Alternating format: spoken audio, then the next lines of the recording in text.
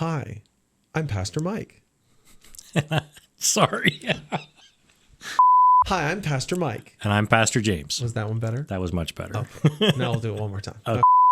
We got the cobwebs out. Hi, I'm Pastor Mike. And I'm Pastor James. And this podcast episode is a little different than the ones you would have experienced before. In this episode, which is a little over an hour and a half, James and I dig into a lot of what's happened here over the last couple of years, how that's affected community and relationship building within the church, and answered the big question, how can you get involved in a church community where maybe you don't know a lot of people yet? So we hope that you enjoy this episode because we think it's full of a lot of helpful information and a few tips on how to get started. Yeah, so thanks for being here, and maybe grab a bag of popcorn, or if you're driving somewhere, set the GPS and we'll go for the ride with you. It's okay if this takes 2 days worth of trips back and forth to the office. It just might. Yeah, and we just appreciate that you're listening to us. So That's right. Enjoy.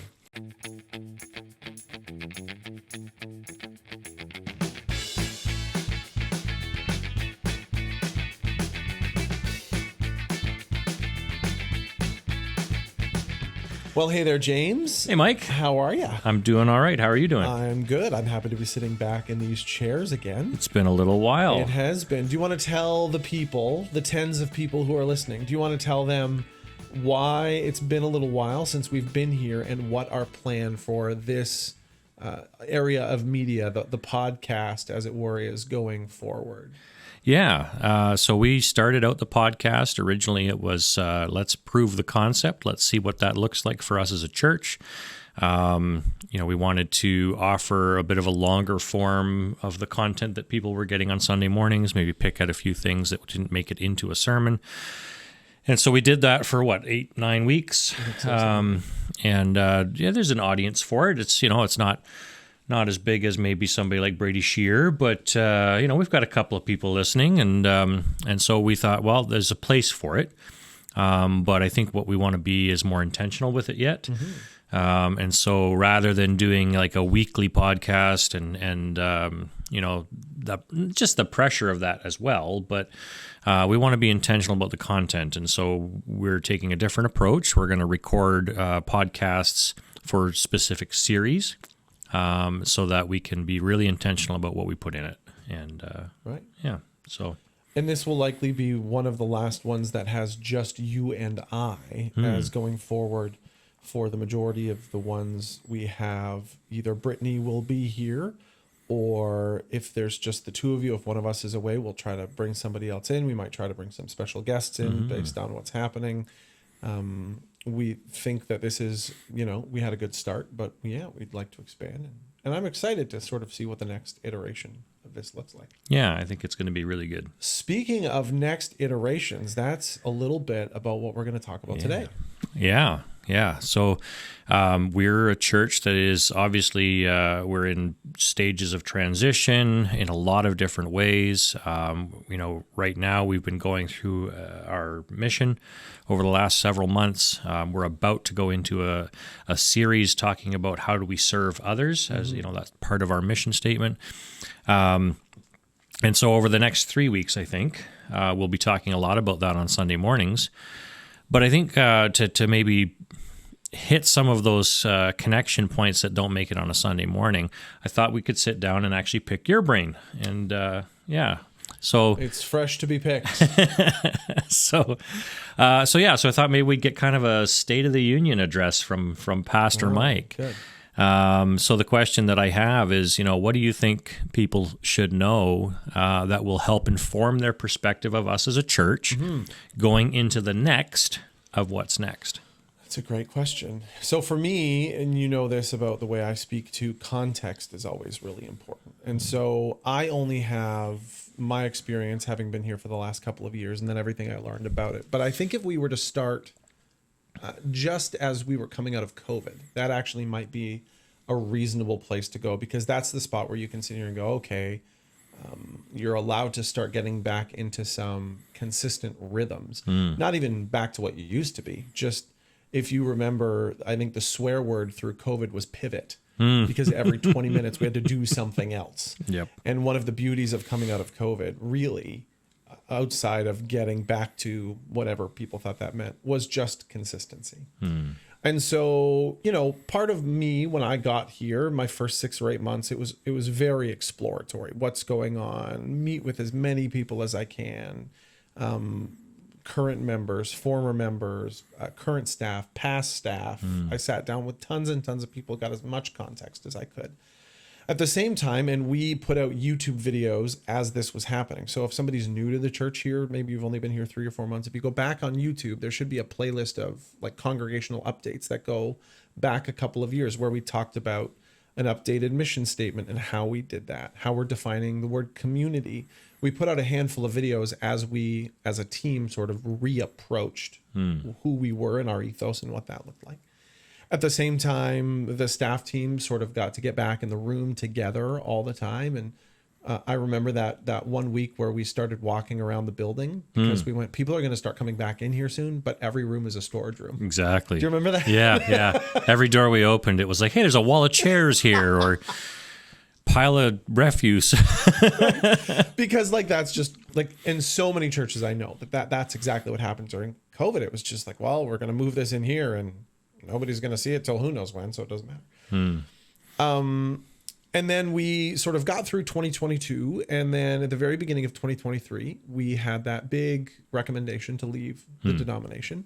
That was like that long 4-hour meeting. Again, if anybody would be curious about the content of that, we've got a PowerPoint slide deck that we can share with you that has a lot of that information that was shared a couple of years in it. We'd be happy to give that to you. Email the office admin at thrive@ipc.com. We can get that to you. And then we did our first vote to leave, which then set off another large chain of events, right? As soon as that first vote went in the affirmative. Now, all of a sudden, we've got a lot more to do as a church than most churches do at once, right? So you're coming out of COVID, a pretty large leadership transition in the sense of, Pastor Chris had been here for 30 years, and now you guys are stuck with me, which is a big transition. We've sort of redefined a little bit or clarified who we are and what that looks like.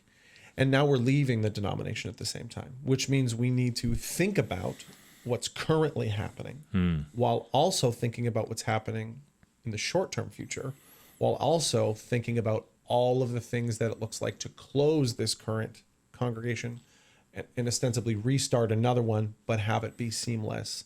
Things that involved everything from, bylaws and charity status to the What's Next campaign, things that involve contracts and. But ministry didn't stop during that time.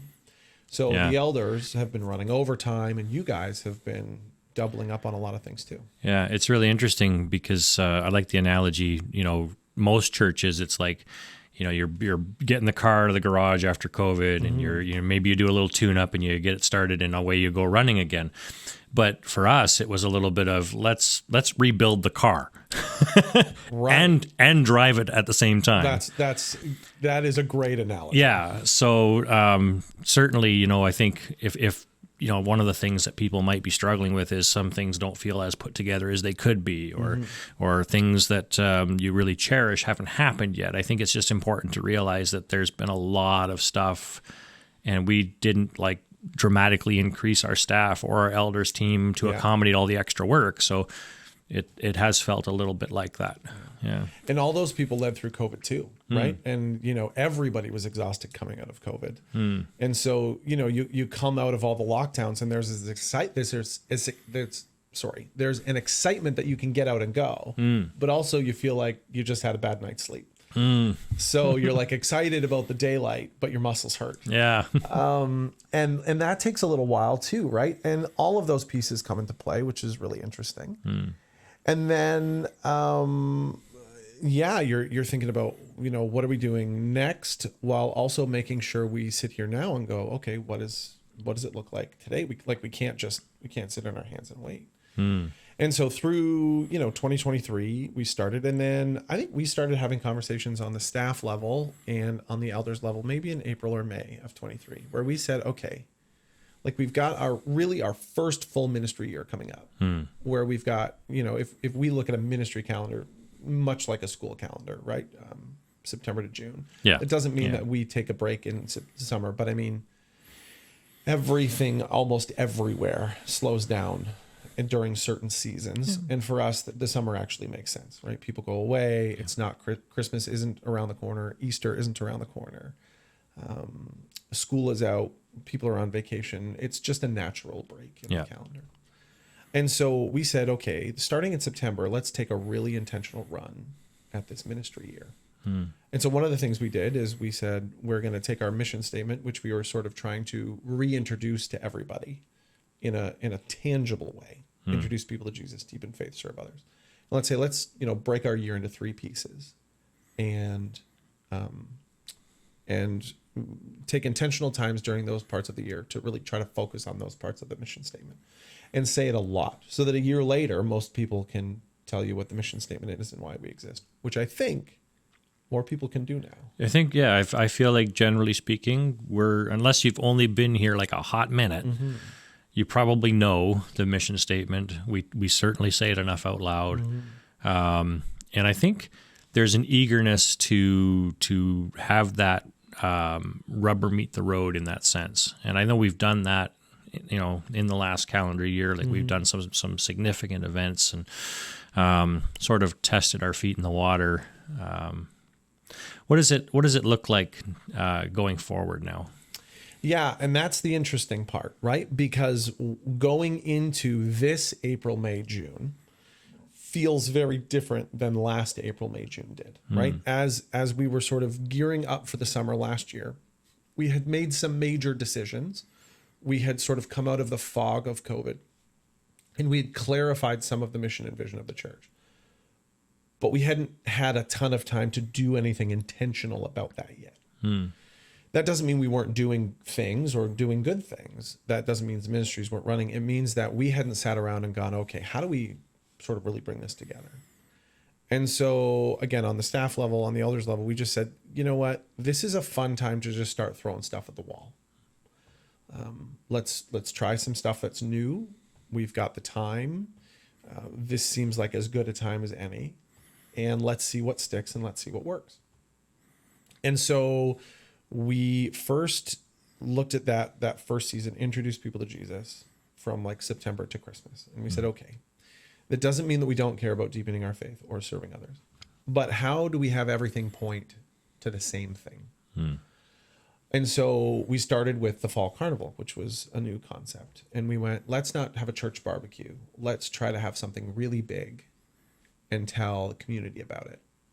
And we didn't actually advertise it that much, if you remember. Like there was a little bit of social. Yeah. We had the seat backs. Yeah. We put a sign on the front lawn. Yep. And that was pretty much it. And that was pretty much it. Oh, and we told people invite somebody you know. Right. Yeah. And I think, by about 6:00, we stopped counting, but we had counted a little over 450 people, different people that had come into the carnival at that point, to which all of us were like, we were not expecting that. No, which was great.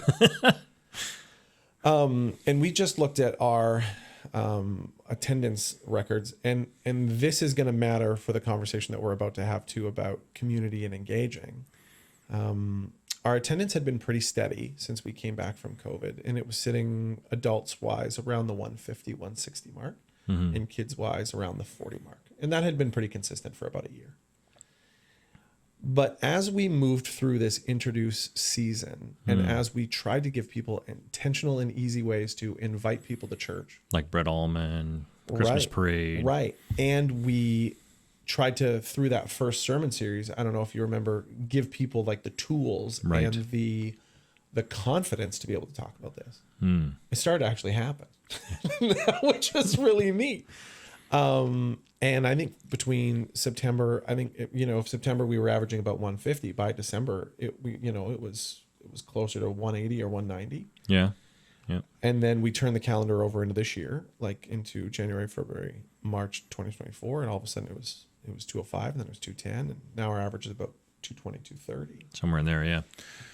And that's not, and this is, this isn't a pat on the back, look at us grow. No. But we need to talk about this because it's, it's creating, when you add 100 new people a week, which is really probably 100 or 150 actual, 150 actual people to the group as a whole, a lot of things start to change. Yes. And so we've started, to feel that in certain areas, right? Yeah, for sure. One of the things too, like when we talk about church growth, and we talk about numbers of people, a lot of times when churches like study the numbers, and it's important to do that, I think, to really understand what's happening. But a lot of times what happens is churches grow and it's at the expense of other churches. Mm-hmm. And that's the kind of growth. I mean, if it's going to happen, it's going to happen, but it's really stop it. It's not the kind of growth that a church really wants to pursue. Correct. Because you don't want to grow your church at the expense of someone else's community of faith. Right. Yep.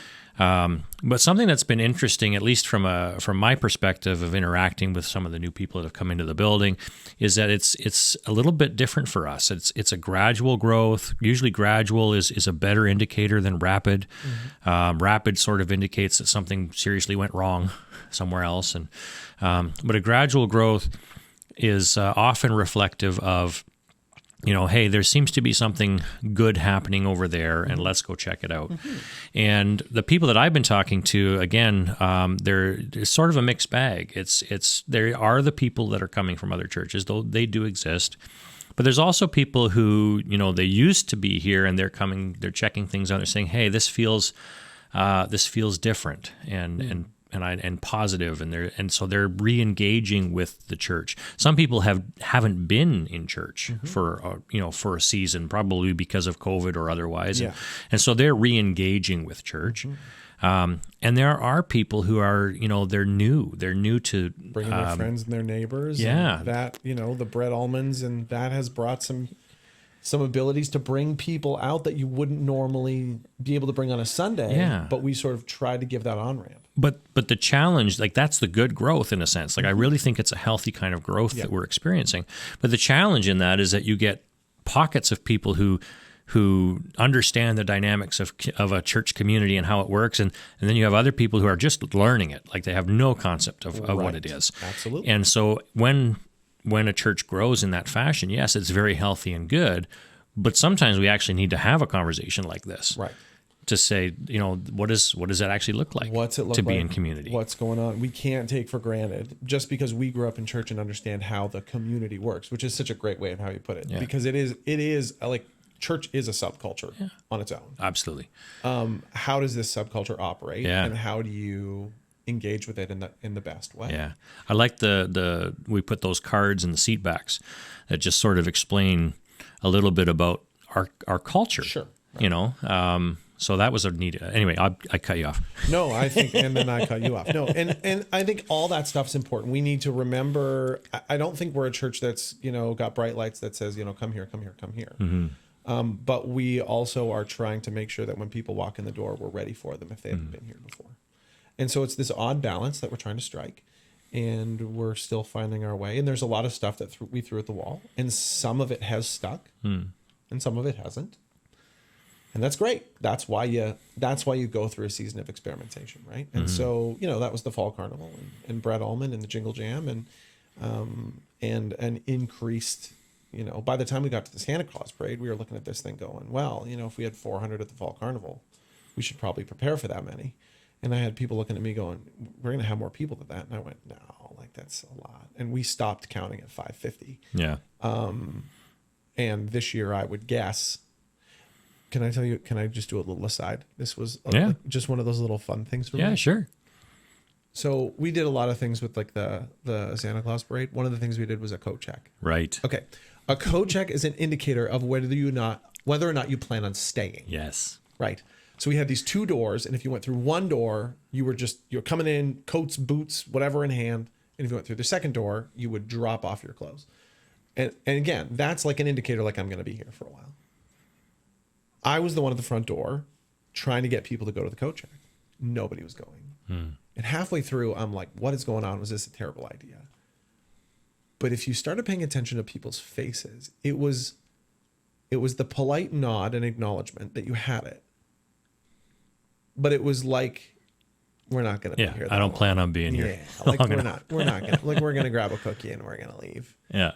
And an hour later, there were snow pants all over the building. Right? They were draped over chairs. Right. And I think that even like I learned so much, you just try to learn from every little thing you see. And the thing that you learn from a moment like that is you sit there and go, people didn't plan on staying, but then something made them stay. So like, what was that thing? Was it that we had thought about kids and babies and parents and this and that and whatever? Did their kids walk in and go, like, I don't want to leave? And so the parents were like, well, okay, I guess we'll stay. Whatever it was, the people that walked, and I mean, there's one family in specific that they're the ones in my head. And it was like a family of 6, and it was like everyone was the Michelin Man. They were bundled hunkered down for the cold. And like I saw that family running around a little while later, right? And it was, I don't know where all their stuff was, but it wasn't on them. Yeah. And it was, and I remember that family because I remember the look the mom gave me when I said, hey, and it was just the polite, I want to look away, I want to keep going. Yeah.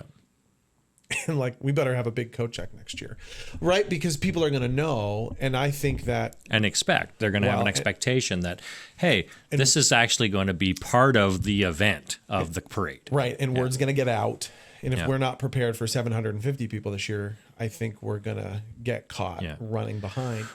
And none of that really mattered because, and I just want to say this out loud, because we're talking about numbers because of where we're going to get to. Yeah. I have said this to you. I've said this to everybody. I've said this to everybody who'll listen. Growth for the sake of growth is not virtuous. Right. That is not our goal, right? Our mission is not to have a big church. Our mission is to introduce people to Jesus, to deepen faith, and serve others.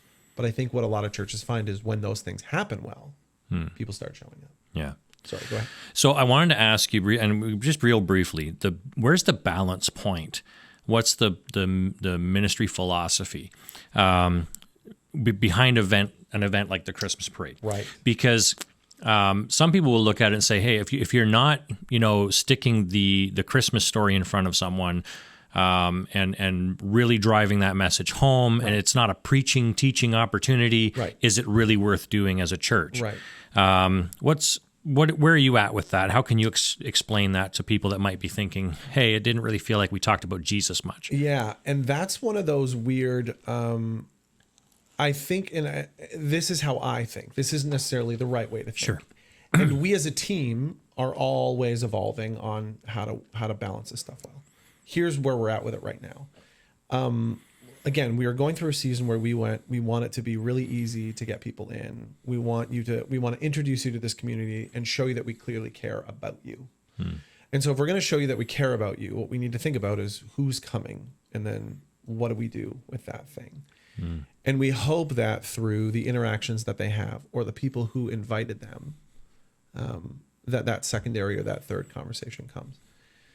Every church event that I've ever been a part of for 20 years has always had, 80% of the community people that come never come back a second time because sometimes they're just there for the inflatable or they're just there for the whatever. And that's just the reality of everything. So you can't fight against that too much, but you see, you go, the goal is to have opportunities to just show people, there's normal, regular people who are trying to follow Jesus, but also, we're parents too. And we also like cookies and we also like whatever. Not every event is like that. Like when we talk about this, we're pretty specific and we say like something like a fall carnival or a Santa Claus parade. Those are on-ramp events. Those are high invite. But as we threw those at the wall last year, we're going to take some of the things that we learned and we're actually going to start this year adapting more intentional next steps. But you just can't do everything at once. Like we didn't know what those next steps would look like because we hadn't even proved the concept of the carnival or the Santa Claus parade yet. So now that those concepts are proven, we say, okay, these work in this community. How can we then integrate a next step that isn't like a Bible study that day? Right. But how can we get somebody to go, oh, maybe this is a place that I would feel comfortable coming to learn something I don't know about yet or asking questions. Or in cases like we had, a family invite somebody to the fall carnival and then to Bread Almond and then to the Santa Claus parade. But then when they invited them to church in January, February, those people said yes. And so sometimes it's not always like, it's not 0 to 100. Sometimes these things take time. There's it's the same concept. Not that I'm actually afraid to use this analogy because I know about it, but it's not actually how I think about ministry. But there's that analogy. It's the same analogy with engagement with businesses. It's the fourth engagement, right? Like, you go to a restaurant 4 times and all of a sudden there's a 70% chance, likelihood that you'll go a 5th time. But 1 to 4, the chance of returning is very low because it's building. And then the trust there, the relationship equity is built enough for you to make that move. Which is why on Sunday mornings, we try to teach things. We don't water down the gospel. We don't shy away from difficult conversations or improvements that we need to make in our life.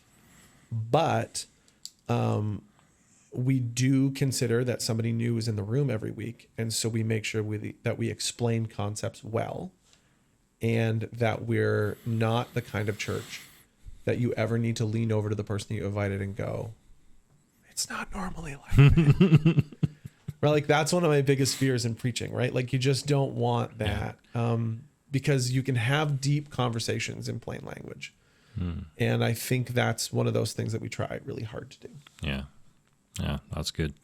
So I think the word that pops out for me is relationships. Sure. We're building relationships. Yes. And when we're building relationships with our community, we want to do it in ways that appreciate and speak to the things that they value. That's right.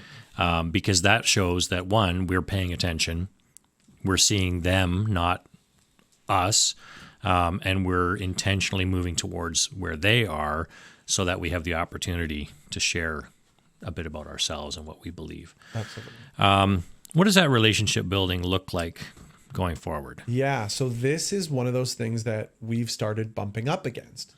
And because I am an eternal optimist and love solving a good problem, I look at these as fun problems to solve. These are the ones you want, right? So one of the things that we've actually seen is we've had a handful of people come up to us lately and go, they're having trouble connecting. I think people might say like the church isn't welcoming. I'm not sure that's what they really mean. I think what they're meaning is like we're having trouble getting in there. What does this look like?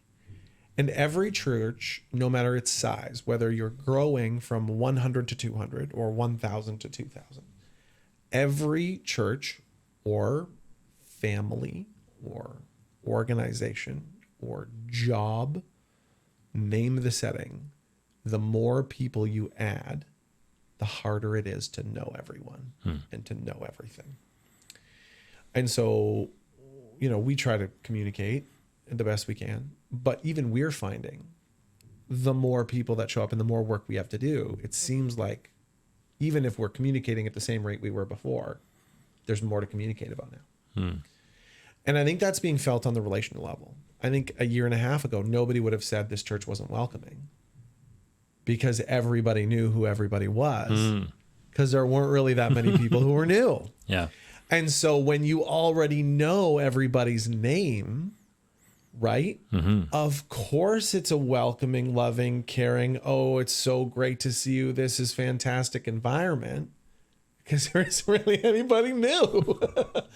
But as soon as you start adding people in, those people who haven't been a part of the journey, haven't been a part of your ethos, might be brand new to church, might have moved in from out of town, might have had something happen at their old church that required them to change. There's all of these different perspectives that people are coming from, but the more people you add, the less people you know. And because of that, it's hard to get integrated. And I think that we're seeing a little bit of that right now. More so probably in the adults than in the kids, right? Sure.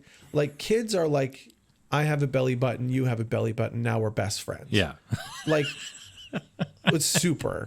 Right? Yeah. If we could only just get back to that. think you said it in the staff meeting the other day. You know, the kids are in the sandbox, and one kid says, "I have a shovel," and then they're like, "I have a shovel," and the third kid says, "I have a belly button." We're best friends, right? And so, I like the way you put it the other time, even better. It's just, but that's true. That's how kids are. That's how kids are. Not adults. That is not how adults are. We know better than to be best friends with everybody or anybody. And because of that, you've got your pockets of people who already know each other, and then you've got new people coming in. And I think the commonality between the kids in the sandbox and any adult relationship that you've ever built in your life is a shared experience. There is a flaw in the shared experience on a Sunday morning. The flaw in the shared experience on a Sunday morning is that everybody is facing the same direction in rows, listening to a handful of people.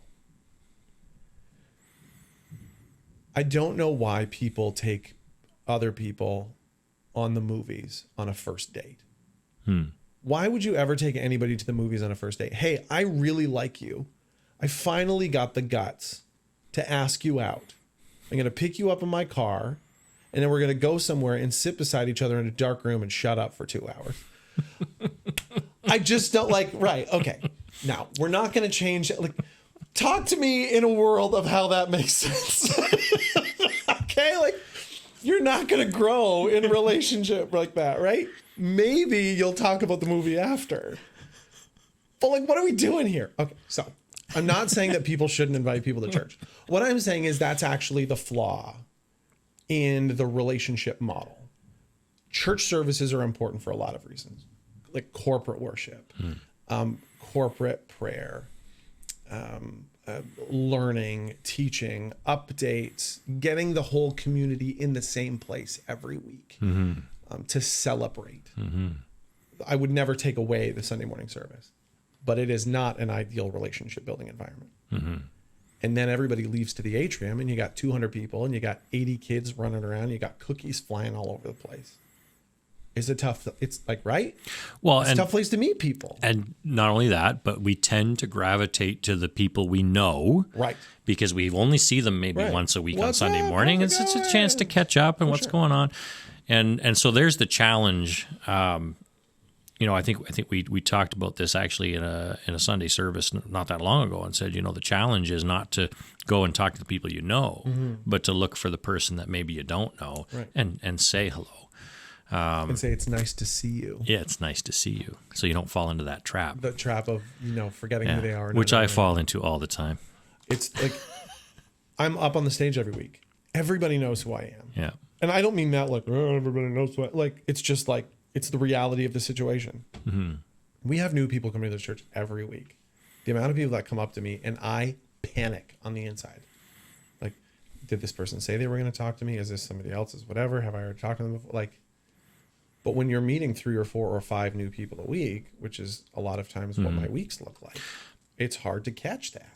And realistically, it's harder for us to build these relationships. See, this is a good point you're about to make. You've made this point, yeah. Right? For us, because we are the people that everybody sees and everybody feels a connection to, even though we might not even have met them yet. But we can't maintain relationships with 250 adults. No. It's just not possible. I can barely maintain relationships with 3 adults. So who are the ones who are more capable right. to form relationship with people who are coming through our doors? Right, for sure. It's the people who are not the talking heads. That's right. Realistically. That's absolutely right, yeah. So... And you didn't go where I thought you were going to go. So well, lead me there. No, I am. We have another interesting challenge about relationship building here just once a week. And that is proximity to the people who come here. So you talked in the office at some point this week about one of the challenges, and we've talked about this with small groups before. Do you want to expand on that? The regional nature of our church. Yes.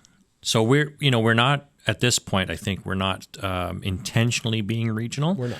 But we acknowledge that we draw from a region, Right. And that's just part of the DNA of this church. And so one of the challenges I've run into with small groups, but also with a lot of different ministries, I think, and when it comes to a conversation around, whether it's volunteering or participating in things, people are more than happy to make the trip to Interkip on a Sunday morning, but it's harder to get together on, during the week for something. It's another 20-minute or 30-minute drive for some people. And so that's a challenge that we actually have to acknowledge when we're planning ministries and small groups. And how do these things actually happen when there is geographical limitations? So, And in the elders room, when we sort of reapproached that term, who is our community, we defined community in two ways. And the first one was the people we know, as in the people that are in the building, and the people that they know. So anytime we think about a community event, I'm thinking about you, but I'm also thinking about anybody who might be in your network. The second one is we said, okay, let's look geographically and decide where we're going to put our focus. And the elder said, we really think that Interkip is a place we should put a high level of focus. So let's take, 50, 60, 70% of our focus and try to put it in Interkip. And then let's look at the other 30% and sort of piece it between Woodstock and the small towns and whatever. yeah. But then also being a church that's a small town rural church, and this is just another one of those interesting things. When you have a lot of farms are big. There's a lot of acreage. You don't have people lined up all in the same street when they're farmers because you need places to plant. Yeah. Like they're just naturally far away. They have to be. And so all of these things lead into what you said, which is people come from distance. Sometimes because they want to come here, or sometimes because this is the place that makes sense for them to come, even if they live 10 minutes away. Like I joke, and I'm sure people in Interkip feel the same way that actually live in town. Like I live in New Dundee. Everything is 10 minutes away. Like I can't, like the closest Tim Hortons, the closest corner store is 8 or 9 minutes, which means if something's 20 minutes away, for me, it's really 10 because the first 10 minutes is already just built in. Yeah. And so like we're 25 minutes from here, but it's a 15-minute drive. It's not that big of a deal. I think that's how a lot of people in small towns look at driving, right? Like London's 40 minutes, but like whatever. That's just the price you pay for living in a small town. Yeah. But we have to take those things under consideration when we consider community building. Yeah. And it is a challenge that we have. Yeah. And how we shape ministries for this church, right? Like the need. Okay. So I have an experience from school, talking about what is the gospel? The gospel is whatever the good news is to the community in which God's placed you. And so, the types of ministries that we as a church will shape and pursue are informed by what is good news to our community as we've defined it. Right. And so if that's the case, it doesn't necessarily mean that the issues of Woodstock are unimportant to us. That's right. But what are the issues that Interkip is facing, and how can we actually pour into those things and be the good news to Interkip or Tavistock or any of the other small communities if those are not necessarily more important, but more of our focus as a church in, located in Interkip. And so it's important to understand that even as we're shaping ministries, that the ministries of Interkip are different than the ministries of Woodstock or London or Kitchener because they are different communities. And as we are throwing things at the wall, coming out of COVID, knocking the cobwebs out, sort of redefining a little bit, and then, of course, evolving into this new thing that we're running towards, right? Like all of this would be a lot if it was just one church, but we're also in the middle of leaving this denomination and starting another. We're building the car while we're driving. Right. The amount of back end work that's happening on the other end. And Yeah. so like we're at a place where you can only do so much at a time, but everything we're doing, we're really enjoying. Right now, one of the conversations that we had through our What's Next campaign, and something that the staff and the elders are now working on, if you remember that whiteboard session from about 6 weeks ago in staff meeting, we went, okay, if we want to be such an important part of our community that people would miss us even if they'd never been here before, what do we need to find? And the answer was we need to find out what our community needs. And then we filled a whiteboard on how do we even do that? And we covered everything from location to demographics to jobs to everything else. And so we're also on the back end going investigatory. Like we're sitting here going, okay, we need to go on a hunt for felt needs. But you can't just do that. You also have to continue to, right? Yeah. All this leads to the fact that, like we've seen some growth, right? Our average attendance has gone from 120, 130 about 2 years ago to 230 now. We've seen quite a few Sundays have 260, 270, and that's adults, right? 260, 70 adults plus 90 kids, which has, on the back end and the inside baseball broken most of our like internal systems, which are things we're trying to fix, like volunteering and, which we're going to talk about in this next series.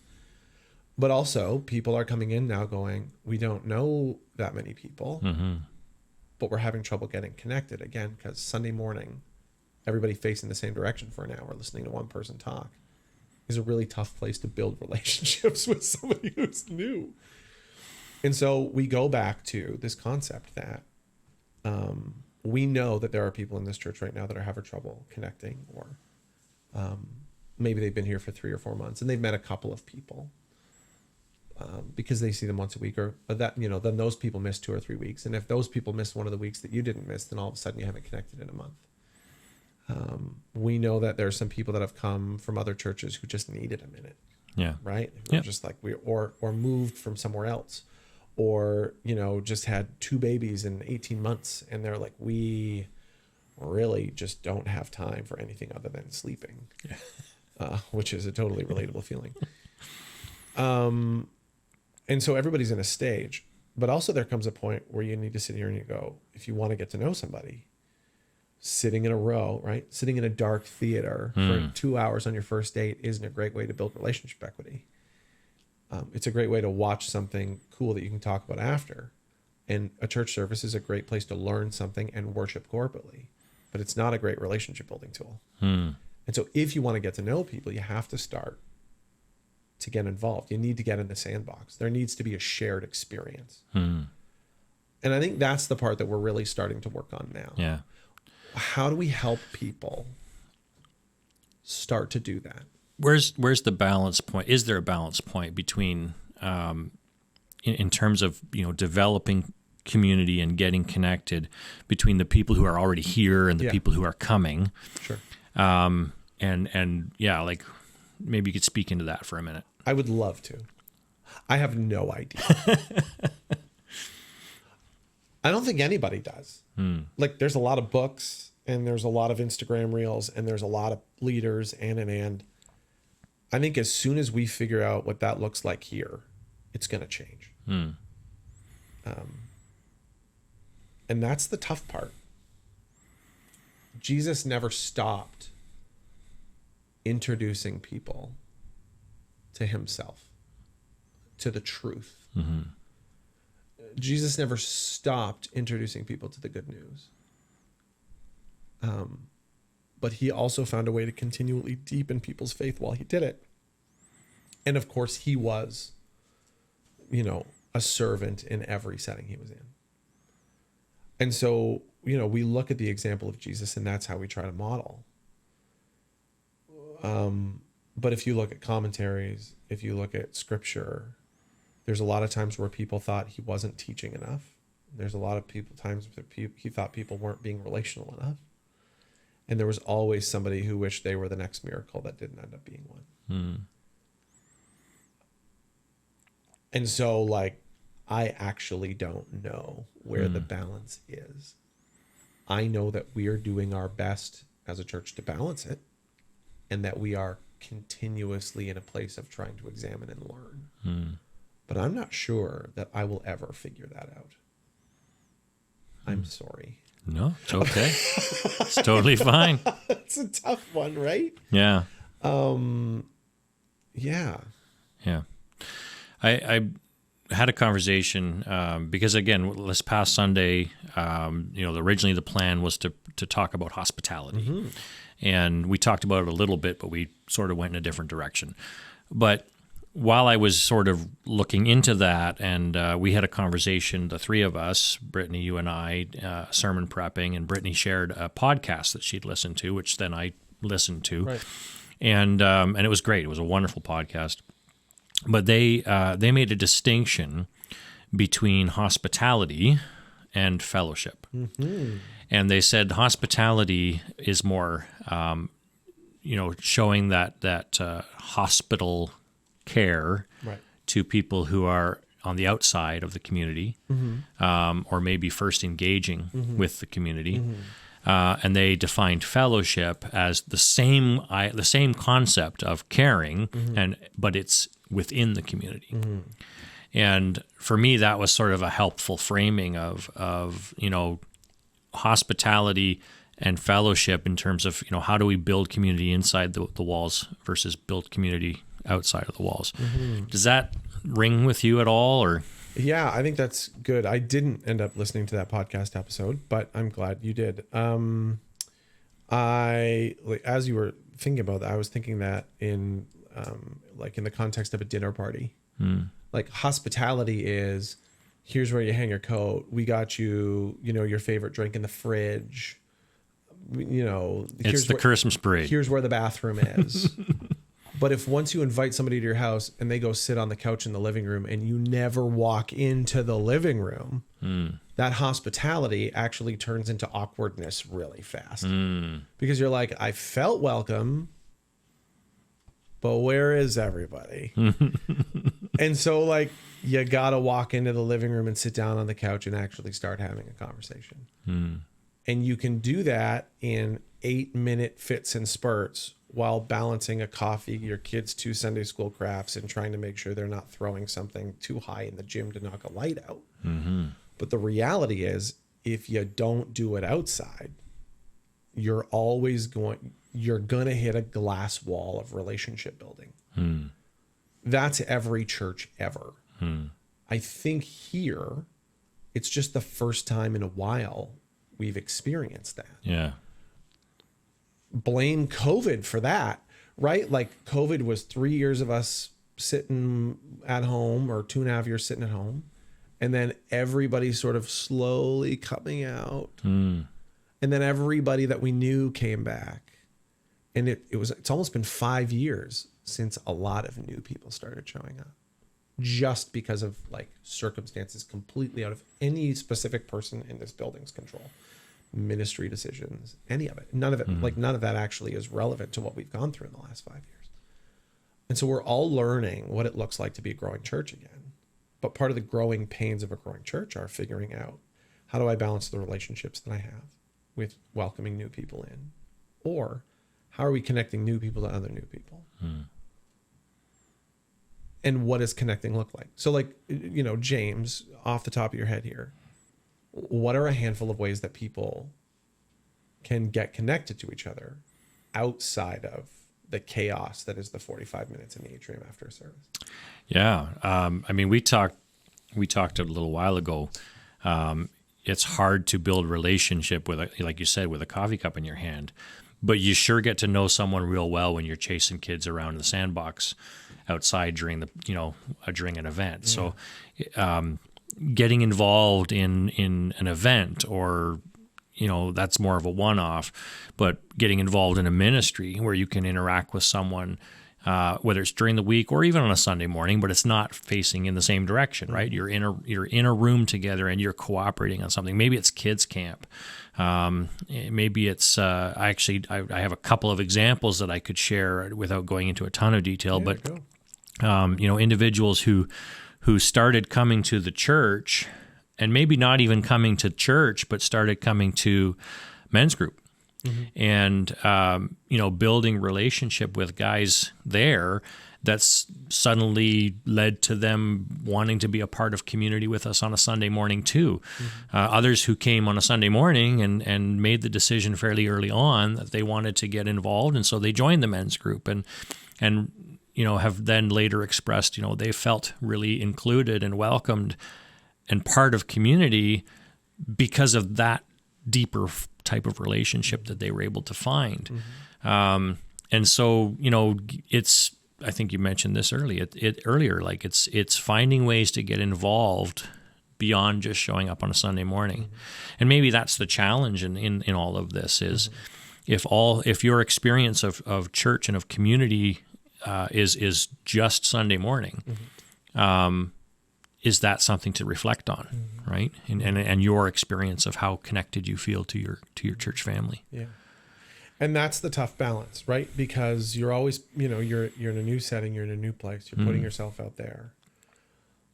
What if we've all accidentally made friends with the wrong person and then been friends with them for too long, right? Like come on, like can we just be real? We've all done that. We've been like, oh no, this isn't going to work, but now I'm in it.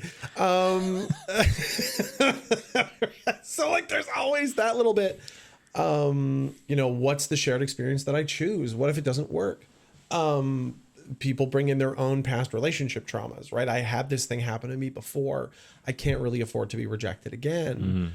There are so many layers to this that are nuanced, that the reality is that no one church or social organization of any kind, I'm not saying the church is a social organization, I'm just bridging the concepts from the church world to like the rest of life. I actually wrote a thing on that. Oh, it is a social organization. Sure. I'll let you say it. They can write you the email. Yeah. But it's also a divinely inspired community. Right. It's both and. No community works for everybody all the time. There are always passengers. In every community, there will always be passengers. And the reality is the people that want to come and leave and mostly be anonymous, they're going to get exactly what they want out of it. And those aren't the people that are going, I'm having trouble connecting. Right? Because they're not. They're intentionally not doing it. Yeah. And that's fine too, right? Like everybody's in a stage. You never know where people are at. I'm never going to guilt anybody into saying this or that. But if you're a person who wants to get more engaged and you've been here for a couple of months and you're having trouble, it might be time to step out on a limb and go, okay, is women's ministry or men's ministry for me? Now, I'm one of those people that, at least for right now, like I wouldn't be a men's ministry guy. That wouldn't be me, which is a scary thing to say into a microphone that's going to be heard by everybody to the guy who runs men's ministry.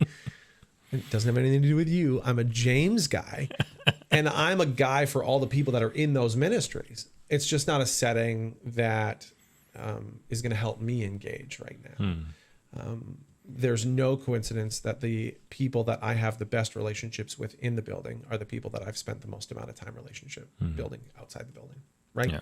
Whether that's dinners or walks or conversations on the phone or whatever, there's a direct correlation.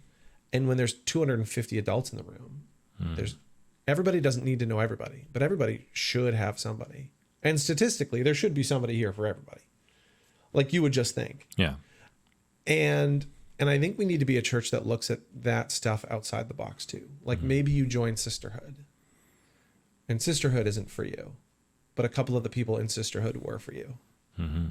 I don't think anybody needs to feel bad about going, this particular social setting is too much for me, but those people are people I'd really like to connect more with.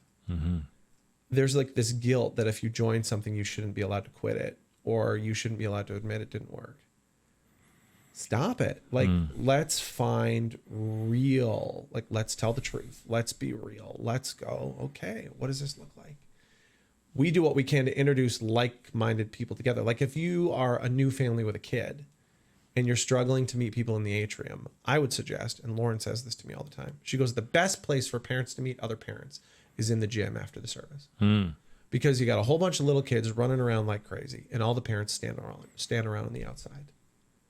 And somebody's going to go, oh, don't put that in your mouth. And then the other person's going to go, oh, my kid does that too. And now you're off to the races. Yep.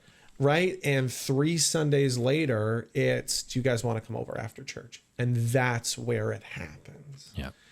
And so we're going to try this year to create more of those types of spaces and opportunities to meet people. But as they say, you can lead a horse to the water, but you can't make it drink. Yeah. We can, we're going to do everything we can to create relationship opportunities, but we're not going to be in all of the relationships. Yeah. we're going to do our best to create a hospitable environment. But what were the difference? Hospitality and fellowship, relationship, whatever that looks like. Yeah. I'm not going to be in everybody's living room. I'm actually going to be in very few people's living room because I have a 5-year-old and a 3-year-old and I need to be in my own a lot. And that's one of the balances of having young families too. You have a young family, often you can only really meet with somebody maybe once every couple of weeks. Yeah.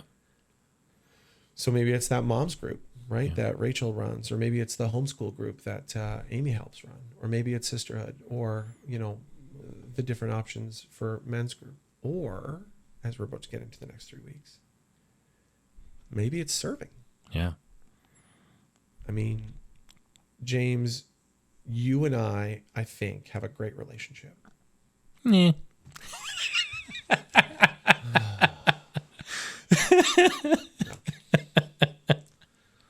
Let's try this again. James, I think you and I have a great relationship. Yeah, I think we do too, Yeah. Mike. See how benevolent I can be when I force everybody to just do what I want? Okay. It's a classic West Wing line. Okay. You and I have spent very little time just doing nothing. Mm. Like, we're both video game people. Yeah. We've never played video games together. We're both sports people, and we've never played sports together. Most of our relationship is built on doing a task or serving inside or outside the church.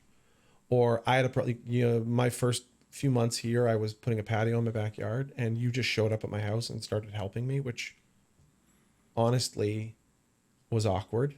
Yeah. At first. Do you remember that? Yeah. I was like, I don't want you to have to lift those bricks. That's a lot of work. And you were like, no, it's fine. I'm not sure how much actual help it was. It was a lot of help.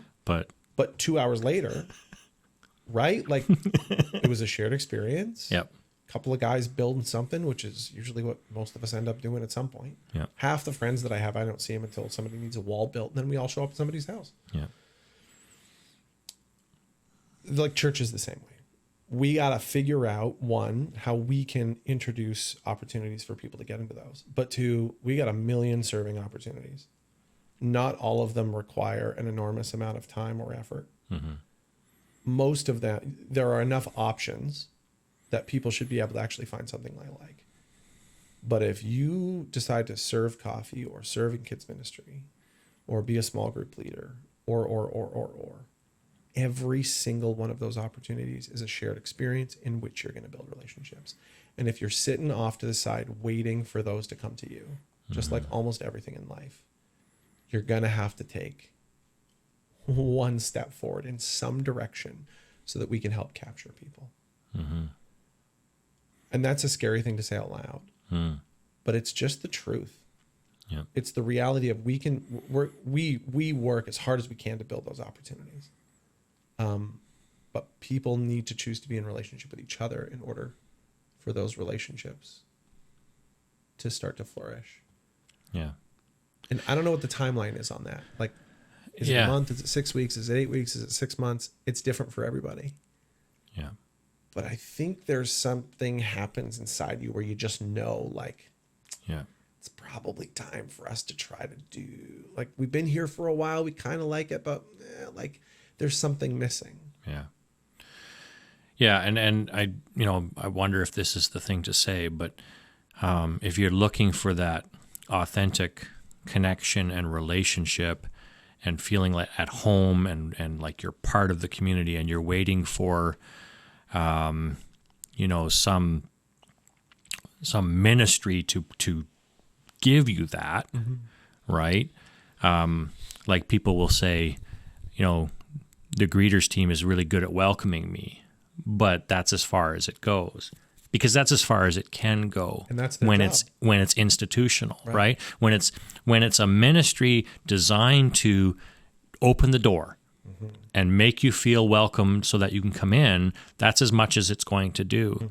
And you can never expect the church or its ministries to actually help make you or provide for you that deeper relationship and community. It's only going to happen when you engage with other people in the context of the community. So it can happen through ministry, but it cannot be the ministry itself because it will never be authentic. And there are challenges. I think about your job.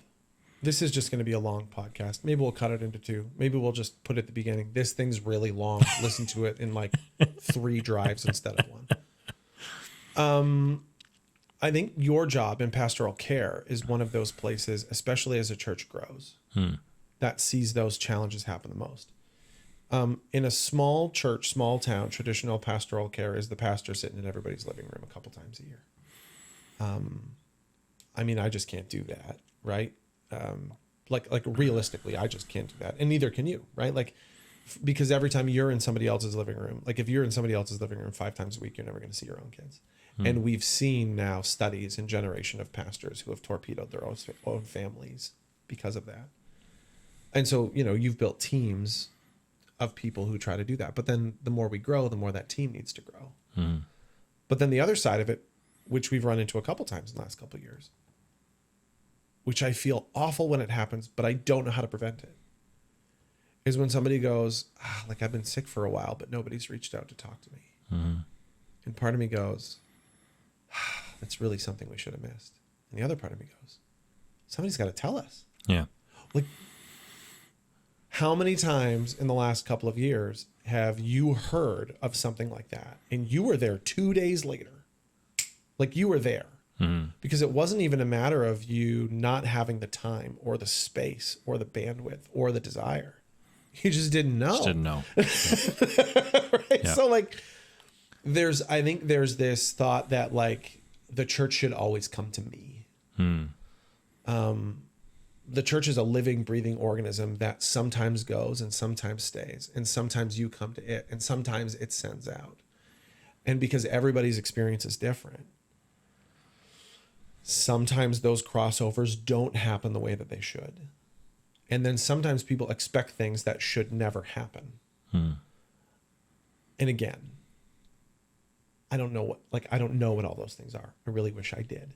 And I would bet, you know, if I am in pastoral ministry for the next 30 years, I will still have no idea what all those things are. But it's one of those, like, you gotta, you know, if you know that somebody's at home and they're sick and they wish the church had reached out and they haven't for 6 months, but you also know your church is a church that cares and loves for people, then your first thought's just gotta be, I wonder if they know. Yeah. And then we find out, and then either you go or a member of your care team goes. But as we grow from a church from, you know, 100 to 200 to 300, your care team's got to have to grow. We're seeing this in kids ministry. We've gone from 40 to 50 to 60 to 70 to 80 on an average over the course of the last 18 months. We have twice as many kids as we used to have, but we do not have twice as many leaders. We had a problem. Like it's a really big problem that we're dealing with. And we're trying to figure it out. And nobody wants to stand up there and go like, you need to get involved. But the reality is like, somebody's got to. Yeah. But you can look at it as like, oh, like it's something that I should have to do. Or is it, you know, I was in youth ministry for a long time, and some of my best friends were people that I served beside. Those were great times. How do we create shared experiences, and how do you put yourself in them? Yeah. Good stuff. What else are you excited about for this coming year? Like, what are you looking forward to? Like for the next ministry year? Like I've got a couple of things, but I don't want to steal your thunder if ours are the same. So, like, you know, this year we did the fall carnival, we did the Santa Claus parade, we did the 24/7 prayer, which was awesome. I think that was a big key moment. Yeah. The capital campaign was obviously not that was an irregular thing on our calendar, which also, by the way, prevented us from doing other things. Yeah. But really seemed to bring the church together. Yeah. We did the IF conference. You know, you sort of modified the way a lot of small groups in men's ministry and women's ministry work. What are you excited about as we're going into this ministry year that you can go, okay, let's walk over to the wall. Let's pull this thing off that's stuck. Let's attach something new to it, and let's throw it at the wall again. Yeah. Yeah, I think for me, like my heart, my passion is for discipleship. Mm-hmm. And so it's those types of things I think that I get really excited about. It's what does women's conference look like in 2025? Yeah. What we've done an alpha sort of proof of concept. It's possible. We know what to do, and we've learned from it. Can we do another alpha in 2025? Can we pour into that more? What are some other opportunities? Like what are the group ministries that we could engage in that maybe we're not doing yet, but that work better for a regional church? Like that's something I'm interested in looking at and digging into. But it's also the teaching. Mm-hmm. We've talked a little bit about what we might do in January for a series. And I say might because I don't want to tie our hands with it. But the concept of, we're a church that has a lot of different people represented. There's a lot of theological backgrounds and represented in our church, and yet we have unity as a church right now, and I think it's really beautiful and precious. Mm-hmm. And I think it's a picture of how the church was meant to be. I think it's really important that we are intentional about protecting that unity by talking about our differences, and saying, it's okay that we have those differences, and then focusing on what are the things that are actually uniting us in those, so that whether I have this theological position on an issue and you have that theological position on an issue, that's fine, because that's not the real issue. The real issue is the piece in the middle, that the God piece, and can we focus our attention on that and be a church that unites around that stuff? And I think just having a space to talk about that and is almost like a dose of prevention is an ounce of care for us as a church and as a community. That's a good line. Yeah, I think I stole it from Bear or something. But yeah, so I think I'm excited to explore that as a potential series in the new year. Mm-hmm. Again, not tying our hands on it, but I think in some way, shape, or form in 2025, whether it's through small groups or something, encouraging people to have those conversations and to have them with grace and respect for one another, and as a result, grow in unity. I think there's two other series coming up that are good examples of that. I think one is actually going to be the summer series, where we're sort of reapproaching these. We've taken this concept of Bible stories that we mostly heard as kids, but now let's reapproach them as adults. Yeah. And I've been thinking about the topics that I chose, and you've got a couple, and Fred's got a couple. The kids' versions are really simplified, and oddly, when you get to the adult side, you either choose to do one of two things. You choose to ignore all of the new complications and just try to keep it simple. Or you get completely overwhelmed by all the complications that you just forget about it at all. And so whether that be the creation story or Noah's Ark or Shadrach, Meshach, and Abednego or the Tower of Babel, things that I think we're all going to cover through this series, there are things that you don't know when you're 6 that you learn when you're 26. But then when you reapproach those series, you go, oh my goodness, like, did I not learn everything there is to know? And like, of course you didn't, you were 6. But we need to allow ourselves, like, the reality of, that's one of the realities of introducing people to Jesus. If somebody doesn't know Jesus, you can't just ignore the stuff they know because you're not comfortable talking about it. Like, if somebody wants to come up to you and talk to you and say, hey, did Jonah really get swallowed by a whale? And I'm just saying this as an example more because I have a friend that's in this space than I am. And I mean that's not one of those, like, I have a friend that likes you, but like, do you think that you would like them back? But it ends up being you. Like, this is so just to be totally clear on that. But like, I have a friend who is one of the strongest theological minds that I know, who really struggles with the concept that Jonah was swallowed. And I'm like, okay. But there are other people that I know and that he knows that we refuse to talk about it. They go, this is what it says. This is what it was. you can translate the Greek and the Hebrew into these 3 different words. It means maybe it wasn't a whale, maybe it was a big fish, maybe it was this, maybe it was that. Well, and they're justifying. And if the person just said, I'm just not sure if a fish swallows a person and they live for 3 days. Can we just talk about that? The childhood version of that story does not allow any room for you to even like think critically about that. But if you do it as an adult, it becomes scary, because what if you learn something new, or what if something happens to your faith along the way? And so I think we avoid a lot of the new things we've learned about childhood stories. And that actually gets in the way of our ability to talk to other people about Jesus, because we look like people who are unwilling to have a tough conversation. Yeah. And so I'm really excited about that series for that reason. Yeah. It's a bit like Andy Stanley talks about, you know, when your grown up question, your childhood faith. Right. The Bible for Grown-Up series. Yeah. Can't answer your grown-up questions. That's right. Yes. Yeah. Right. If nobody has ever watched that series, Yeah. The Bible for Grown-Ups, what a great series. Yeah. The other one that I'm really excited about is the one that's coming up this fall. And so, again, looking at things that we threw up at the wall and saw what stuck. Last year, we sort of took, introducing, deepen, and serving in 3 sections. And the serving section is the one we're about to go into.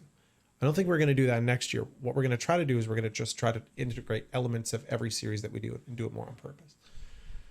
So the fall series is a 12-week series following the life of Paul in his missionary journeys, and how he introduced people to Jesus who would never meet Jesus in person. But because of all the different places he went, different socioeconomic, different philosophical, religious, geography, port towns, like out of towns, main towns, capitals. Yeah. He needed to be a person who talked to different people. But then what we've said is, okay, that's the introduce piece. What's the deepen piece? So you and Brittany and Rachel and Amy and I sat at my house last week, and we went, okay, how can we take all of the stuff that ends up on the cutting room floor and find a place for all of it? And we're going to do a podcast, and we're going to do a journal, and it's going to have its own website, and we're going to have additional resources. And we're going to sit there and go, how can we integrate introducing, deepening, and serving all into one series? And I'm excited to see how that works too. Yeah. And then we're going to try to integrate that. Maybe you could talk about this for a second, into things like our fall carnival. Or, whatever the middle of October, November event is going to be that we haven't figured out yet. Or the Santa Claus parade. How do we point people, again, action step? And so can you talk about a couple of the ideas that we've come up with that? Yeah. Because I think, again, the more people know that's coming, the more they can prepare themselves for who we want you to invite people to these events that wouldn't normally come to. Like, that's the purpose of these events again. Yeah. But we're also evolving and taking the next step and trying to build community and deeper faith at the same time. Yeah. So I'll give one that we talked about, which I'm excited about, and it has to do with the Fall Carnival. Right. And again, Fall Carnival is one of these events where we look at what is our community value. Let's give them some of that. Let's love on them. And it's not one of those situations where we're necessarily going to be doing a ton of preaching and teaching, and the point of the exercise is actually just relationship building. But recognizing that we also have an incredible opportunity with a ton of people who maybe haven't been in a church in their life or haven't been in one for 20 years or 30 years since the last time grandma took them to church. How do we actually create an opportunity for them to have an encounter with Christianity, with faith? And so last year we had the prayer tent up. And the prayer tent will be up again this year. Absolutely. It's a necessary part, I think, of what we do. Yep. But the reality is that you're probably only going to get a handful of people who take advantage of the prayer tent, and likely those people are at least familiar with faith, at least.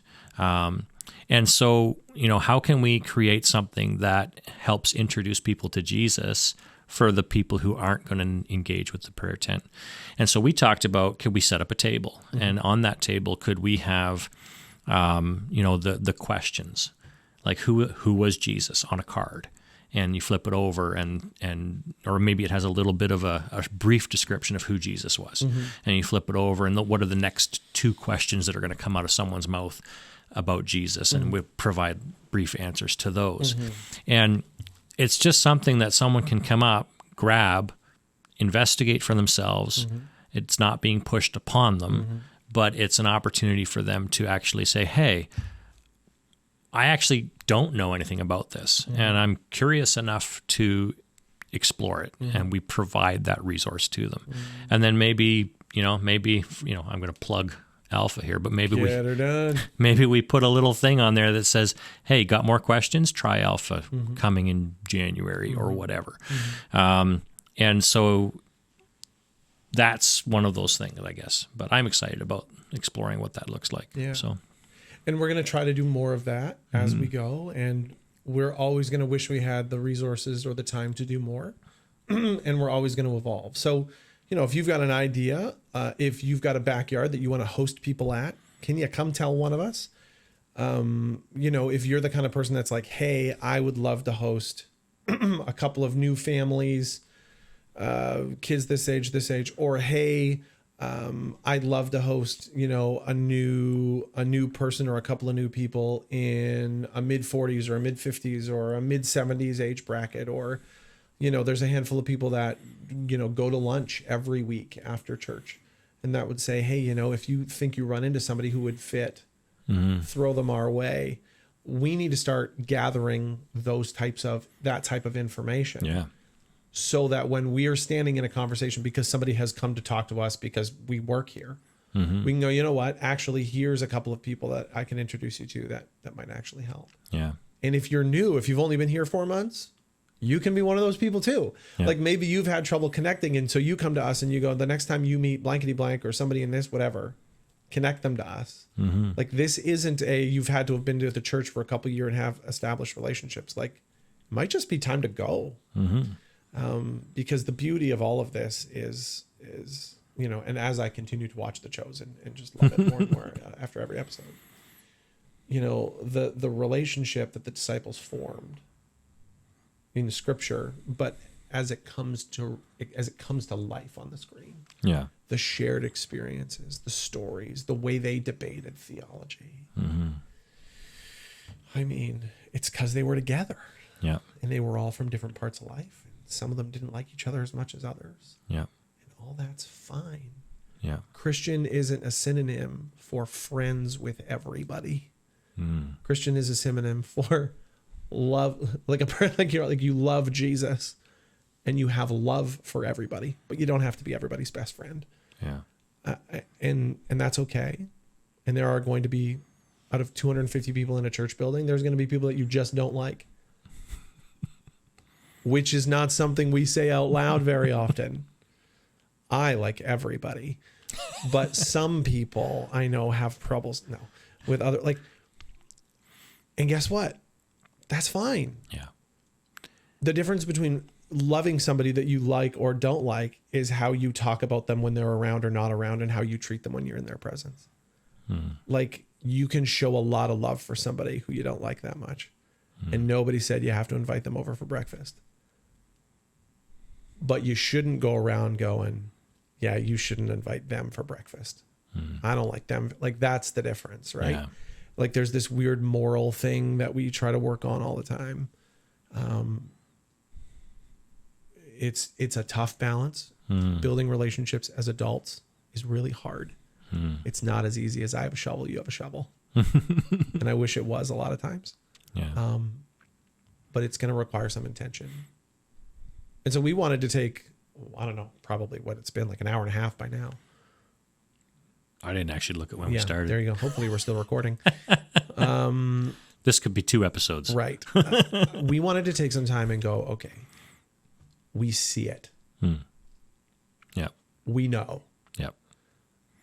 And I think we don't want to be the kind of church that's afraid to just tell the truth about a situation. Yeah. Like we know there are things we can do and there are things we can't do. Yeah. Here are the things we're trying to do. Here's the help we need from you. Yeah. And we're going to talk about that from a serving perspective a lot over the next 3 weeks. There's a lot of opportunities here in our church to serve. Some of those service opportunities keep you inside the building on a Sunday. Yep. Some of those service opportunities are outside. But the reality is we need all of those things. We've had an influx of new people, which means we've had an influx of new needs, which means we need to start using some of those people to start fill those needs. Yeah. So that as new people come, which we assume will probably continue to happen, based on nothing other than what we've just been seeing and hearing, we're ready for that next group. Yeah. And if everybody can just take a little bit of responsibility for what we're here for, which is what we're called to do anyway. As a church, our calling, our mission is to introduce, deepen, and serve. But as individuals, that's also our mission. And that third part is a part of it. And so I don't know, I just thought it was important to just sort of sit here and go, this is the story so far. Yeah. And just like everything, we are a work in progress. And I will say this too, if you will allow me. Please go give an elder a hug or a staff member. Everything that we just talked about, we almost talked about like in the present tense as if this was a church going through a normal time. This is not a normal time. Yeah. While our elders are trying to balance how to care for the needs of our community at large, which they're really trying to do, they are also putting the pieces together on how to close this building as an organization, going through all the steps to put together a new one, which require organizational charts and bylaws and charity status. They've required multiple meetings with denominational leaders who are great people and have been wonderful to work for, but don't have all the answers yet because they haven't done all this before. And so we are there are so many things that we're waiting to do that we've been ready to do for a while that we just haven't been told what to do yet. And so then you have like this list of things that's reasonable, but then 5 things get pushed onto this list. And all of a sudden, there's a lot to do in a small amount of time. And they just put their heads down and they do it. As a staff, you guys have been thinking about short-term, long-term, and really long-term. We've had to have a lot of system conversations about back-end stuff, transferring information. I just had a conversation with Julia 20 minutes ago. Well, not 20 minutes ago, because I was with you 20 minutes ago. 2 hours ago. Yeah. About minutes meetings that would all be paper copies. That if those are things that the PCC is going to want a copy of, we're still going to want to have records of the things we decided and why. Somebody's going to have to stand in front of a photocopier for a long time and scan a lot of documents. There's a lot of little things going on that the leadership, the staff, and the elders are doing that are taking up 4 times as much time as normal. Yeah. And that's not to look at them and go, look at how hard everybody's working. That's me just acknowledging that this is, even though it feels like we're out of COVID and the church is kind of on a roll and people are coming and there's this new whatever, behind the scenes, the people who are working are still doing 4 jobs. And we probably won't be out of that phase until January or February. Yeah. And so please just give them a hug. Yeah. Because they're doing their best. Yeah.